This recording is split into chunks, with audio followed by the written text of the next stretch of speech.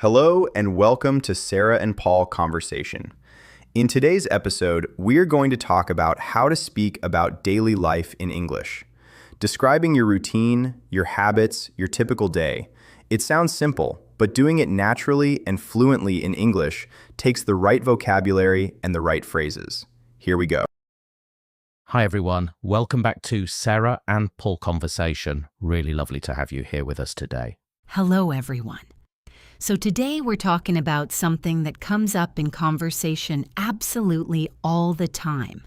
And I mean all the time. Whether you're meeting someone new, catching up with a friend, making small talk at work. Someone is going to ask you about your day, your week, your routine.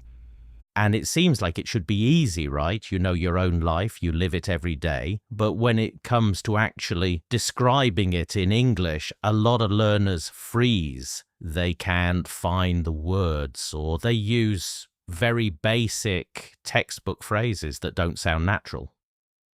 Exactly. Things like, I wake up at 7 o'clock, I eat breakfast, I go to work, I come home, I go to sleep, which is fine, it's correct. But it sounds very flat, very robotic, very much like a grammar exercise from school. Yes. And real English is so much richer than that. There are so many great expressions, so many phrasal verbs, so many natural ways to describe the rhythms of daily life. And that's what we want to give you today. So let's start at the very beginning, the morning. Because mornings are always a popular topic of conversation, and there's a lot of really useful vocabulary here. Right. So the first thing, how do you talk about waking up? You can say, I wake up at 7. That's fine, but there are better options. I get up at 7. That's slightly more natural for the actual moment of getting out of bed. Wake up is the moment your eyes open. Get up is when you actually leave the bed. And then there are more expressive options. I'm an early riser, meaning I naturally wake up early. I'm a morning person, meaning I feel good and energetic in the mornings. Or the opposite, I'm not a morning person. I struggle in the mornings. I hit the snooze button 3 times before I finally get up. Hitting the snooze button. That is very relatable, and I think most of our listeners have done that at least once. At least once. And then there's the pace of the morning. Some people have a very calm, slow morning. They ease into the day. They have plenty of time. Others, and I include myself here, tend to rush. To rush means to move very quickly because you're short on time. I always rush in the mornings. I'm always rushing out the door. And a great phrasal verb for this is to be in a rush. I was in such a rush this morning, I barely had time for breakfast. Or I rushed through my shower and ran out the door. These sound much more natural and vivid than just I was fast. Another one I love is to squeeze something in. It means to fit something into a very busy schedule. I squeezed in a quick coffee before my first meeting. I try to squeeze in a short walk before work. It gives the feeling of making space for something even when time is tight. That's such a useful expression. And on the topic of mornings, routines, a lot of people have quite fixed morning routines, and there's great vocabulary for talking about habits. You can say, I usually, I tend to, or I make a point of. And those last two are particularly natural sounding. I tend to check my phone first thing in the morning, which a lot of us do, for better or worse. I make a point of having a proper breakfast, meaning I do it deliberately. I prioritize it. I make a point of something implies it requires a bit of effort or intention. Brilliant. And what about describing the working day? Because work takes up such a big part of most people's days, and it's a very common topic in conversation. Yes. So you might say, I work 9 to 5, meaning standard office hours. I work from home, which has become extremely common. I'm in the office 3 days a week. I work remotely the other 2. These are all very natural ways to describe modern working arrangements. And some great expressions for the working day itself. To have a packed day, meaning your schedule is completely full back to back. I had a really packed day today, no time to breathe, or the opposite, a quiet day, a slow day, not much on. Not much on is a lovely, casual expression. It means your schedule is fairly empty. Yeah, not much on today. Pretty quiet. It's informal, but very natural. And then there are the small everyday work moments that people talk about. I had back-to-back meetings all morning. I barely got anything done. I spent most of the day on emails. I finally got around to finishing that report. I got around to something means you eventually did something you'd been putting off, something you'd been delaying. Oh, I finally got around to it. That phrase carries such a sense of relief and mild guilt at the same time. Like, yes, I did it, but it took me far too long. Exactly. And another very common one, to catch up. You can catch up on emails, meaning you're working through a backlog of messages. You can catch up with a colleague, meaning you have a brief friendly conversation to share news. I need to catch up with Sarah. We haven't spoken in ages. Catch up is one of those phrasal verbs that works in so many contexts. You can catch up on sleep at the weekend.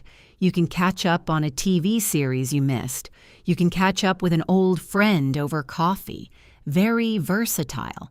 Exactly. Now let's talk about the middle of the day. Lunch, the lunch break. In British culture, and I think this is interesting, there's quite a bit of variation in how people approach lunch. Yes, some people take a proper lunch break. They leave their desk, go out, have a sit-down meal.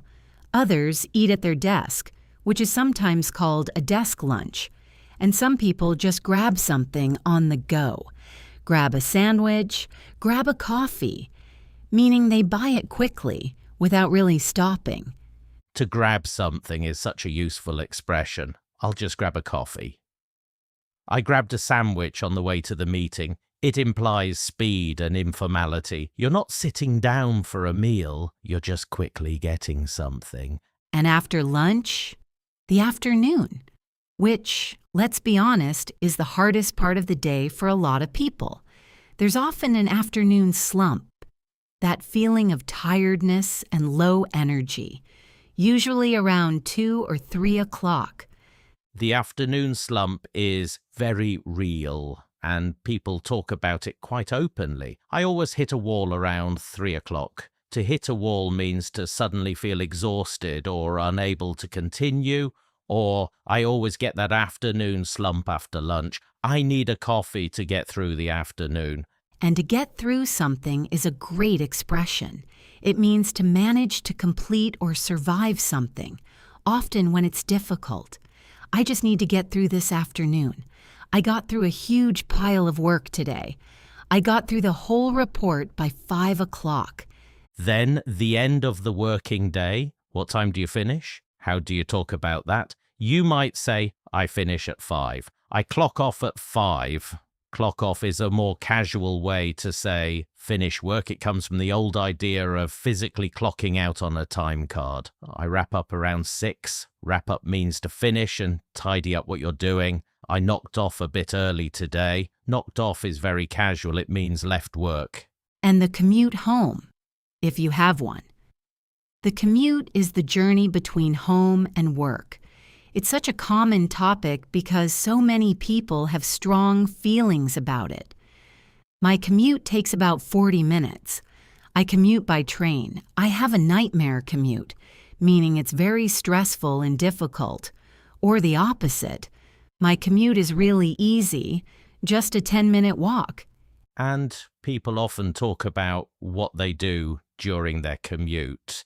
I listen to podcasts on the way home. Hello, listeners. I use the commute to catch up on reading. I tend to zone out on the train. To zone out means to stop paying attention and let your mind go blank, a very natural thing to do when you're tired. Now, evenings. How do people spend their evenings, and how do you talk about it? This is a very rich area. It is. So some people are very sociable. In the evenings, they go out, meet friends, have dinner at a restaurant. Others prefer to stay in, which means to stay at home rather than go out. I'm just going to stay in tonight. I fancy a quiet night in. A night in is a cozy evening at home. And what do people do when they stay in? A lot of people wind down, which means to gradually relax after a busy day. I need to wind down before bed. I usually wind down by watching something on TV or reading. To wind down implies a slow, gentle process of letting the tension and energy of the day fade away. That's such a beautiful phrase. Wind down. It's almost physical. You can imagine a clock or a spring slowly unwinding.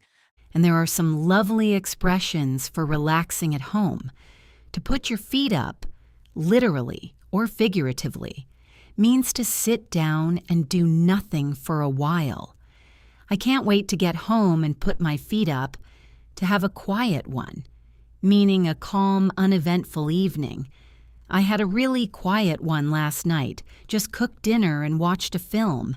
And on the topic of evenings, meal times. A lot of people cook in the evenings, and this is very conversational territory. I threw together a quick pasta. Threw together means you made something quickly and informally, without much planning. I rustled up some soup. Rustled up is similar. It means to prepare food quickly and resourcefully. These are both very natural colloquial expressions. And for the weekend, because daily life includes weekends too.